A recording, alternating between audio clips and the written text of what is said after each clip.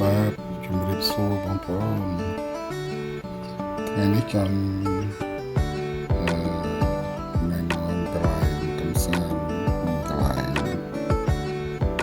ចិត្តទេបងប្អូននៅក្នុងរាជធានីភ្នំពេញនេះនៅក្នុងសង្កាត់កាប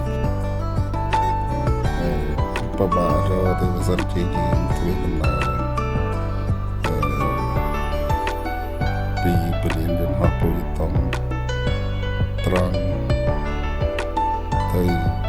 ស្ដាំណាដូចទៅដំណើរពីផ្លូវសហព័ន្ធរុស្ស៊ីឆ្ពោះមកពលានយន្តហោះពូរីតុងមានផ្លូវបត់ចូលទៅនឹងហើយទីតាំងស្ថិតនៅចន្លោះបរិយាកាសថ្មី2និងបរិយាកាសថ្មី3ហើយកន្លែងស្រស់ស្អាតមែនទែនបងប្អូន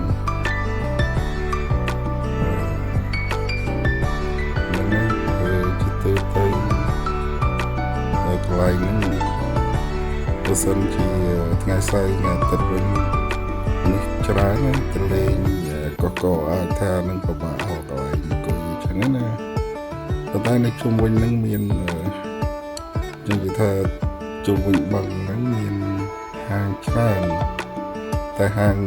មួយនេះឈ្មោះបឹងកំសាន្តនិយាយទៅក៏យើងទៅលេងមានអារម្មណ៍ថាធម្មតាយើងធ្វើការហោះរយៈពេលសប្តាហ៍ពេញមានពេលជាមួយក្រុមគ្រួសារមួយកូនហើយមកទទួលទានអាហារថ្ងៃត្រង់ហើយសម្រាប់លំហែលើទឹកត្រជាក់ស្រួលបងប្អូនដោយសារតែគាត់ធ្វើនៅលើទឹកហ្នឹងណាហើយមែនគាត់មានចង់និយាយថាកញ្ចុះមួយបើខែភ្លៀងវិញមិនមានភ្លៀងអីទេយើងចឹងយកតម្លាក់វាណូនមកបានចឹងហើយទៅជាក់លំហែថតរូបទុកជាអនុស្សាវរីយ៍អីផ្សេងហើយនេះការខ្ញុំទៅលេងនេះវាបន្ទាប់ពីថ្ងៃបុណ្យសម្រាប់ហើយគេចូលធ្វើការហើយនិយាយទៅថ្ងៃសម្រាប់ពួកខ្ញុំអត់បានមកលេងទេដោយសារមានកន្លែងហ្នឹងតោះមកថ្ងៃបន្ទាប់ពីថ្ងៃគេសម្រាប់មកលេងអត់សូវមានភ្ញៀវមកណា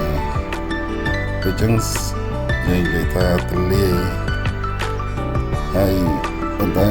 ឆៃបានអីរៀនក៏បានហូបតិចដោយសារតែចំភៅក៏ទៅសពអីចឹងណាក៏ទៅស្ញាក់ដែរ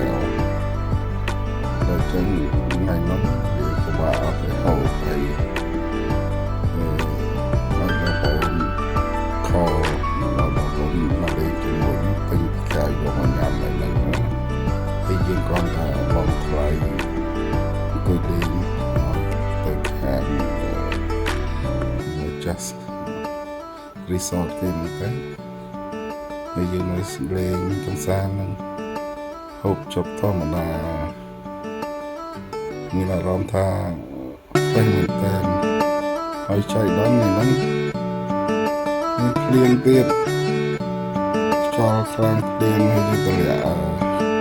កណាត់បានមកវាសាចូលពីទូដែរបន្ថែអត់ខាងដល់កាំងសាន្ត